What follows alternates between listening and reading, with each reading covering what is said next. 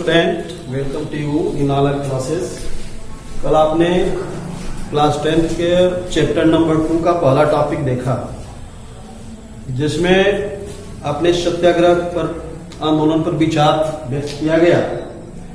उसमें आपने देखा कि जलियांवाला बाग हत्याकांड के बाद गांधी जी ने अपने जो सत्याग्रह आंदोलन था उसको स्थगित कर दिए। गांधी जी ने पूरे देश में व्यापक रूप से आंदोलन चालू रखना चाहते थे और उसके लिए उनको सामूहिक एकता और सद्भावना की आवश्यकता थी, जिसमें मुख्य रूप से हिंदू और मुसलमानों का जिक्र। उनके दिमाग में था कि जब तक हम हिंदू और मुसलमानों को एक साथ एकजुट करके और देश के कोने कोने व्यापक रूप से जब तक हम अपने आंदोलन को जारी नहीं रखेंगे, तब तक देश को स्वराज की प्राप्ति नहीं हो सकती।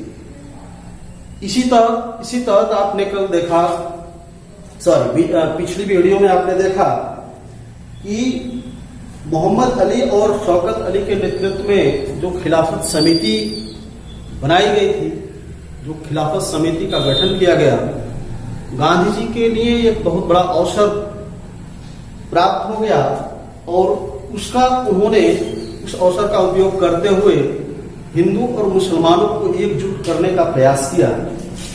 इसके तहत कांग्रेस में सितंबर 1920 में कलकत्ता सत्र के अधिवेशन में खिलाफत मुद्दे पर सत्याग्रह शुरू करने का प्रस्ताव पारित किया गया। यानी खिलाफत समिति या खिलाफत आंदोलन के समर्थन के साथ आगे जो है सत्याग्रह शुरू करने का प्रस्ताव किया गया और इसके अंतर्गत इसकी सफलता प्राप्ति के लिए कुछ रणनीतियां तैयार की गई। जैसे आंदोलन में सबसे पहले यह सुनिश्चित किया गया कि हम असहयोग आंदोलन के तहत अंग्रेजी हुकूमत से सही ढंग से उसको अहिंसा के तौर पे सही ढंग से उसमें विद्रोह कर सकते हैं। असहयोग आंदोलन में का जो विचार गांधी जी का जो एक 1909 में उन्होंने हिंद स्वराज के नाम से जो पुस्तक लिखी थी, तो उसमें उनका जिक्र था कि चूंकि अंग्रेजों का जो शासन है वह भारतीयों के सहयोग और उसके बदौलत थी। जब भारतीयों ने अंग्रेजों को सहयोग प्रदान किया, तभी जाकर अंग्रेजों ने भारत में अपने हुकूमत को स्थापित कर पाया। यदि हम अपना सहयोग, अपना योगदान अगर हम वापस ले लें, तो बहुत जल्दी ही अंग्रेजी हुकूमत खत्म हो सकती है, बहुत ही जल्दी उनकी शासन समाप्त हो सकती है। इस विचारधारा को लेकर असहयोग आंदोलन की बात की गई। सबसे पहले इस क्रम में लोगों ने अपना खिताब, सम्मान और मानद पदों का समर्पण करना शुरू कर दिया, आत्मसमर्पण करना शुरू कर दिया। यानी कि उस समय जो भी लोगों को खिताब, पुरस्कार, सम्मान, मानद उपाधि प्रदान किए गए थे अंग्रेजी हुकूमत के द्वारा, इन सम्मानों को, इन पुरस्कारों को वापस करना चाहिए, जिसमें सिविल सेवा, सेना, पुलिस, ब्रिटिश न्यायालयों और विधान सभाओं, स्कूल, कॉलेजों, ब्रिटिश सामानों का बहिष्कार करने के लिए योजना बनाई गई। लेकिन सत्याग्रह आंदोलन के परिप्रेक्ष्य में अगर देखें तो कांग्रेस में अनेक नेताओं का अपना अलग अलग रवैया था। उनको इस आंदोलन के तहत एकजुट करने के लिए गांधी जी, इनके जो अलग अलग विचार थे कि इस आंदोलन से क्या हम अपने उद्देश्य की प्राप्ति कर सकते हैं, उसमें काफी लोगों को संदेह था। ऐसे में आंदोलन के अंदर जो है अलग अलग समस्याएं और अलग अलग रुकावट देखने को मिला।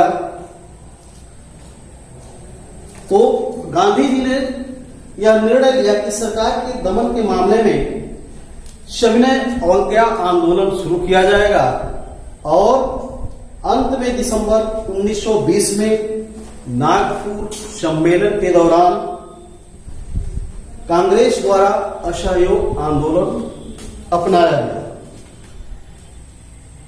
असहयोग आंदोलन के अंदर अलग अलग धाराएं देखने को मिलती है तथा आंदोलन जब प्रारंभ हुआ तो देश के अंदर अलग अलग क्षेत्रों के लोग उस स्वराज्य को अपने हिसाब से उसकी व्याख्या करना शुरू कर दिए कि हमको जब अधिकार मिलेगी, हमको जब स्वतंत्रता मिलेगी, तो उसके मायने आंदोलन के अंदर अलग अलग लोगों के लिए अलग अलग रूप में था।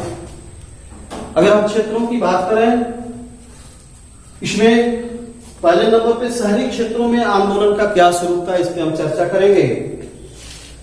जनवरी 1921 में असहयोग खिलाफत आंदोलन का जब प्रारंभ होता है तो उस समय विभिन्न सामाजिक समूहों ने अपनी विभिन्न आकांक्षाओं के साथ इस आंदोलन में काम करती है, इस आंदोलन में भाग लेती है।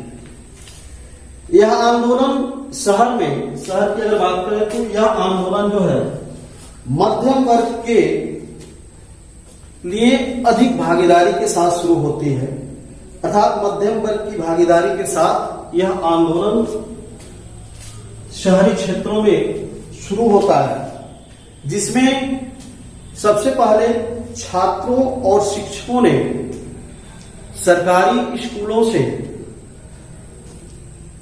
सरकारी नियंत्रण के स्कूल छोड़ देते हैं। वकील जो है सरकारी कार्यालय में मुकदमे लड़ना बंद कर देते हैं, अर्थात छात्र और शिक्षक जितने भी सरकारी स्कूलों में कार्यरत हैं, जो भी पढ़ाई छात्र कर रहे हैं, वो लोग सरकारी स्कूलों का बहिष्कार करते हैं। दूसरे जो वकील हैं वह सरकारी कार्यालयों में, न्यायालयों में जाना बंद कर देते हैं, मुकदमा लड़ना बंद कर देते हैं। आर्थिक दृष्टि से अगर देखें तो इस आंदोलन का जो प्रभाव है उसका भी एक बहुत ही नाटकीय प्रभाव देखने को मिलता है, क्योंकि असहयोग आंदोलन का मतलब ही है कि हमको सहयोग नहीं करना है, हमको ब्रिटिश हुकूमत का कोई भी सहयोग नहीं करना है। अर्थात हम विद्यार्थियों ने सरकारी स्कूलों का त्याग कर दिया, वकीलों ने सरकारी न्यायालयों का त्याग कर दिया। इसके बाद से आर्थिक मोर्चे की बात करें तो उसमें हम देखते हैं कि भारत के लोग अगर शहरों में देखें तो वे लोग विदेशों की बनाई हुई वस्तुओं का बहिष्कार करना शुरू कर दिया, जिसके परिणाम स्वरूप क्या हुआ, जब लोग विदेशी कपड़े और माल खरीदना बंद कर दिए, उनको अस्वीकार कर दिए, तो परिणाम स्वरूप भारतीय कपड़ा मिलों और हथकरघा उद्योग का बढ़ावा मिला, उसका उत्पादन बढ़ गया और यह चीजें बहुत लंबे समय तक नहीं चल पाई। कारण यह था कि यह आंदोलन धीरे धीरे इसलिए कम होता गया क्योंकि खादी का कपड़ा महंगा होने के कारण वह गरीबों के पहुंच से बाहर था। खादी का जो कपड़ा बनता था वह अत्यधिक महंगा होता था, अपेक्षाकृत मिलों के कपड़ा मिलों या कारखानों में बने हुए कपड़ों की अपेक्षा। इसलिए कपड़े का ज्यादा दिनों तक विरोध नहीं किया जा सका भारतीय जनता के माध्यम से। गांव के शहरी क्षेत्रों के लोगों द्वारा विदेशी कपड़ों का बहिष्कार ज्यादा समय तक नहीं कर पाए, क्योंकि भारतीय हथकरघा कंपनियों और कारखानों में बनने वाले जो खादी कपड़े होते थे वह अत्यधिक महंगे होते थे। इसी प्रकार छात्रों और शिक्षकों की अगर बात करें, चूंकि भारतीय आंदोलनकारियों के पास कोई वैकल्पिक व्यवस्था नहीं था कि जो लोग अगर ब्रिटिश हुकूमत की इन संस्थाओं को अगर छोड़ते हैं तो उनको भारतीय संस्थाओं में कहीं काम मिले या भारतीय स्कूलों में विद्यार्थियों को पढ़ने के लिए अवसर मिले, वकीलों को भारतीय न्यायालय कार्यालय में काम करने का अवसर मिले। ऐसा कुछ नहीं था, इसलिए इनको विवश होकर के पुनः जो है स्कूलों में जाना पड़ा। शिक्षकों को सरकारी स्कूलों में अध्ययन करना, सरकारी स्कूलों में पढ़ाना पड़ा। ये लोग पुनः उन्हीं सरकारी स्कूलों में नौकरी करने के लिए इनको विवश होना पड़ा। वकीलों को भी सरकारी अदालतों में पुनः कार्य करना पड़ा। इस प्रकार हम देखते हैं कि ये जो शहरी क्षेत्रों में आंदोलन का स्वरूप है, वह चाहे विद्यार्थी के रूप में, चाहे वकीलों के रूप में, और चाहे ये कपड़ा व्यापारियों के हिसाब से शुरू में ये चीजें देखने को मिलती है कि आंदोलन में ये लोग भाग लेते हैं, लेकिन बाद में जाकर के इनका जो रवैया है वो नरम पड़ जाता है और इस प्रकार शहरी क्षेत्रों में आंदोलन का स्वरूप जो है, आंदोलन की जो धारा है वो धीमी पड़ जाती है। इसकी क्रम में हम आगे दूसरे क्षेत्र की बात करेंगे। ग्रामीण क्षेत्रों में, देहातों में किस प्रकार के विद्रोह हैं, तो सबसे पहले इसका जिक्र आया अवध में किसानों का आंदोलन। चूंकि शहरों से असहयोग आंदोलन जो है अब धीरे धीरे ग्रामीण क्षेत्रों में बढ़ना शुरू हो गया। गांधी जी के विचार शहरों से निकल करके गांव के कोने कोने तक पहुंचना प्रारंभ हो गया। तो सबसे पहले अवध में किसानों का नेतृत्व बाबा रामचंद्र के द्वारा किया जा रहा था। और बाबा रामचंद्र जो थे वह एक मजदूर की श्रेणी है जिसको गिरमिटिया मजदूर बोलते हैं। गिरमिटिया मजदूर, वे लोग गिरमिटिया मजदूर की जो तात्पर्य है वह कि औपनिवेशिक शासन के दौरान बहुत सारे लोगों को काम करने के लिए दूसरे देशों में, जैसे फिजी, गुआना, वेस्ट इंडीज, इस प्रकार के देशों में ले जाया जाता था और उन्हें एक एग्रीमेंट या अनुबंध के तहत ले जाया जाता था। यही एग्रीमेंट या अनुबंध को इन लोग गिरमिट कहने लगे। यानी जो एग्रीमेंट है उसको ये लोग गिरमिट की संज्ञा दिए और तभी से इनको गिरमिटिया मजदूर के रूप में जाना जाता है। तो बाबा रामचंद्र जो थे, जिसके नेतृत्व में अवध की क्रांति हो रही थी, वह एक गिरमिटिया मजदूर थे। उन्होंने किसानों के लिए आंदोलन प्रारंभ कर दिया। और किसानों का आंदोलन क्या था? अवध में किसान और जमींदारों के बीच का विद्रोह था, जिसमें अत्यधिक लगान वसूलना, बेगारी कराना और जमींदारों का रवैया जो था लगान वसूलने और बेगारी कराने में दमनकारी रवैया था। इसको खत्म करने के लिए, इसको समाप्त करने के लिए बाबा रामचंद्र के नेतृत्व में अवध के किसान जो हैं आंदोलन कर रहे थे। दमनकारी जमींदारों का बहिष्कार करने की मांग की गई। कई जगहों पर आंदोलन के थ्रू जमींदारों को नाई धोबी की सुविधाओं से भी वंचित किया जाने लगा। पंचायतों ने नाई धोबी को जमींदारों के पास जाने से मना कर दिया। पंचायतों ने नाई धोबी पर प्रतिबंध लगा दिया। इसी क्रम में जून 1920 ईस्वी में जवाहरलाल नेहरू ने अवध के गांव में घूमना शुरू किया और ग्रामीणों से बात की और उनकी समस्याओं को समझने का प्रयास किया, जिसमें बाबा रामचंद्र का भी सहयोग था, अर्थात पंडित जवाहरलाल नेहरू और बाबा रामचंद्र आपस में मिलकर के ग्रामीणों से बात की और उनकी समस्याओं को सुनने का प्रयास किया। अक्टूबर तक उन्होंने अवध किसान सभा का गठन किया। अक्टूबर 1920 में अवध किसान सभा का गठन किया गया और यह एक ऐसी सभा थी जिसमें उस समय 1 महीने के अंदर ग्रामीण क्षेत्रों में लगभग 300 शाखाओं का गठन कर लिया गया। यानी अवध किसान सभा का गठन करने के बाद आसपास के गांव में इस व्यवस्था का जिक्र किया गया और इसमें जो है लगभग 300 अन्य शाखाओं का विकास हो चुका था। इस आंदोलन के फैलने से तालुकदारों का मतलब होता है भारतीय भूमि धारकों के पास, यानी जमींदारों के पास, तालुकदारों और व्यापारियों के घरों पर इस सभा के अंतर्गत किसानों ने विद्रोह किया, आंदोलन किया और उनके घरों पर हमला किए, बाजारों को लूट लिया गया और गोदामों पर कब्जा कर लिया गया।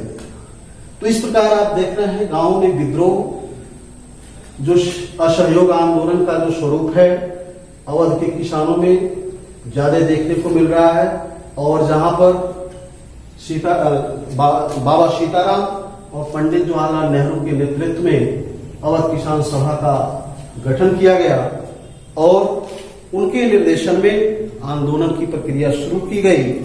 व्यापारियों और जमींदारों पर आक्रमण किए गए, उनके घरों को बर्बाद किया गया, बाजारों को लूटा गया, अनाज के गोदामों पर कब्जा किया गया। इसके बाद से इसी आंदोलन के अंदर आदिवासी किसानों द्वारा विद्रोह की घटना घटित होती है। आदिवासी किसानों ने महात्मा गांधी के संदेश को जाना, उनके स्वराज्य के अर्थ को समझा और उन्होंने अपने विचार से उसका एक अलग अर्थ निकाला। उन्होंने सोचा कि गांधी जी ने घोषित कर दिया है कि किसी भी कर का भुगतान नहीं किया जाएगा और गरीबों के बीच जो है भूमि का पुनर्वितरित किया जाएगा।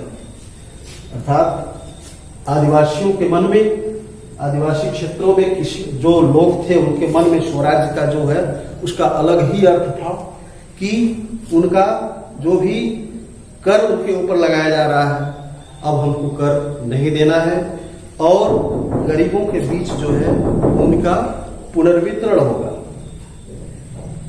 इसलिए आंध्र प्रदेश की गुडेम पहाड़ियों में, गुडेम आंध्र प्रदेश का एक गुडेम पहाड़ी है, वहां पर आतंकवादी गुरिल्ला आंदोलन जिसका नेतृत्व अल्लूरी सीताराम राजू के द्वारा किया गया। अल्लूरी सीताराम राजू एक बहुत ही प्रसिद्ध और चमत्कारिक व्यक्ति के रूप में जाने जाते थे। उनके ऊपर जनता का जो विश्वास था कि वह एक चमत्कारिक व्यक्ति हैं, नक्षत्रों की गणना करना, भविष्यवाणियां करना उनका काम था और लोग उनसे बेहद प्रभावित थे। इस प्रकार से उनका जो रवैया था, उनका जो आंदोलन करने का जो तरीका था वो कैसा था, आतंकवादी गुरिल्ला आंदोलन। जैसे कि पहाड़ियों में जो भी युद्ध की प्रणाली होती है, छापेमार युद्ध, और उसका हम दूसरा नाम गुरिल्ला युद्ध के नाम से भी जानते हैं। तो इस प्रकार से हम देखते हैं कि आंध्र प्रदेश के गुडेम पहाड़ियों में अल्लूरी सीताराम राजू के नेतृत्व में गुरिल्ला आंदोलन शुरू किया गया था। चूंकि असहयोग आंदोलन से सीताराम अल्लूरी भी प्रेरित हुए और उन्होंने लोगों के सामने गांधी जी के अनेक गुण को प्रकट किया और उन्होंने लोगों को सलाह दिया कि खादी पहनिए और शराब का त्याग करिए। यानी खादी पहनने और शराब का त्याग करने के लिए उनसे कहा। फिर भी अल्लूरी सीताराम राजू, इनका मानना था कि भारत को अहिंसा से स्वराज की को प्राप्त नहीं किया जा सकता। अर्थात भारत अहिंसा से नहीं बल्कि बल के प्रयोग से ही मुक्त हो सकता है। अंग्रेजी हुकूमत जो भी भारत को बर्बाद कर रही है, भारत का शोषण कर रही है, उससे हम अहिंसा का सहारा लेकर नहीं बल्कि शारीरिक प्रयोग, बल का प्रयोग करके ही हम उससे मुक्त हो सकते हैं। तो उनके हिसाब से इन विद्रोहियों ने पुलिस स्टेशनों पर हमला किया, ब्रिटिश अधिकारियों को मारने का प्रयास किया और स्वराज्य को प्राप्त करने के लिए गुरिल्ला युद्ध का सहारा लेते रहे, अपने इस युद्ध को जारी रखा। उसके बाद से राजू को पकड़ लिया गया, ब्रिटिश हुकूमत राजू को पकड़ लेती है और वर्ष 1924 ईस्वी में उनको फांसी दे दी जाती है। फांसी देने के बावजूद अल्लूरी सीताराम राजू लोगों के मन में एक लोकनायक के रूप में विकसित हो चुके थे। तो इस प्रकार हम देखते हैं कि आदिवासी किसानों द्वारा विद्रोह में अल्लूरी सीताराम राजू का एक बहुत ही महत्वपूर्ण स्थान है। बागानों में स्वराज की अगर बात करें तो यह क्षेत्र असम से आएगा और असम के बागानों में, चूंकि असम के बागानों में चाय का जो कृषि किया जाता था, जो चाय की उपज की जाती थी, तो बागानी कार्यकर्ताओं के लिए 1859 ईस्वी में एक अधिवेशन आया था, अधिनियम आया था, अंतर्देशीय उत्प्रवासन अधिनियम, इनलैंड इमिग्रेशन एक्ट। इसका जो डेट है 1859। इसके तहत यह था कि इस कानून के तहत बागानी श्रमिकों को सरकारी आदेश के बिना चाय बागान को छोड़ने की अनुमति नहीं थी। तो इस आंदोलन के तहत असम के बागानी कार्यकर्ताओं को यह अनुभव हुआ, यह आभास हुआ कि इस आंदोलन के तहत हमको इस एक्ट के तहत जो भी प्रावधान है, जो भी दबाव है, वह कम हो जाएगा, वो खत्म हो जाएगा और हम जो है अपने इलाकों से आसानी से बाहर आ जा सकते हैं। तो उनके दिमाग में यही चीज थी। लेकिन इस कानून के तहत यही था कि जो भी कानून है बागानी श्रमिकों के लिए सरकारी आदेश के बगैर वह बागान से बाहर नहीं जा सकते, उन्हें बागान छोड़ने की अनुमति नहीं थी। उन्हें एक चार दीवारी के अंदर ही कार्य करने पड़ते थे और अनेक प्रकार के शारीरिक और मानसिक शोषण का शिकार होते थे। तो ऐसे में इन लोगों को इस प्रकार के स्वराज की कल्पना उन्होंने अपने मन में किया कि असहयोग आंदोलन में शामिल होने से उन्हें इस कानून से छुटकारा मिल सकता था। अगर इन्हें कभी बाहर जाना भी पड़ता था तो उन्हें अनुमति लेना पड़ता था सरकारी हुकूमत से, सरकारी कार्यालय से उनको परमिशन लेना पड़ता था, अनुमति लेना पड़ता था। तो इस तरह से हम देखते हैं कि यहाँ पर जो भी असम के बागानों में की जो स्वराज की कल्पना है, उन्हीं बागान श्रमिकों के द्वारा आंदोलन में जारी करने के लिए उनको यह था कि हमको इस कानून से मुक्ति मिल जाएगी। इस प्रकार से हम देखते हैं कि असहयोग आंदोलन के अंदर जो है अलग अलग धाराएं, अलग अलग क्षेत्र में अलग अलग लोगों के मन में अलग अलग तरह से है। इस प्रकार से आगे जो है एक घटना घटती है, चौरी चौरा कांड, जिसका डेट है 4 फरवरी 1922। चौरी चौरा कांड जो उस समय का एक संयुक्त प्रांत, इस समय वर्तमान में गोरखपुर जिले की चौरी चौरा में हुई थी और कुछ ही समय में एक शांतिपूर्ण प्रदर्शन पुलिस के साथ हिंसक प्रदर्शन में बदल गया। यानी एक शांतिपूर्ण प्रदर्शन हो रहा था और यह शांतिपूर्ण प्रदर्शन जो है पुलिस के साथ हिंसक झड़प हुई और एक बहुत बड़ा संघर्ष में बदल गया। और इस संघर्ष में 3 अन्य नागरिकों के साथ लगभग 23 पुलिसकर्मियों को जिंदा जला दिया गया था, उनकी मृत्यु हो गई थी। और इसी संघर्ष के द्वारा गांधी जी बहुत ही दुखी हुए और फरवरी 1922 में महात्मा गांधी जी को यह असहयोग आंदोलन वापस लेना पड़ा और आगे उनको अन्य आंदोलन, दूसरे तरीके का आंदोलन करने पर विचार विमर्श करने के लिए विवश होना पड़ा और आगे सविनय अवज्ञा आंदोलन की ओर गांधी जी का आंदोलन चल पड़ा। अगले टॉपिक में हम सविनय अवज्ञा आंदोलन, नमक यात्रा के बारे में चर्चा करेंगे। आज के लिए बस इतना ही।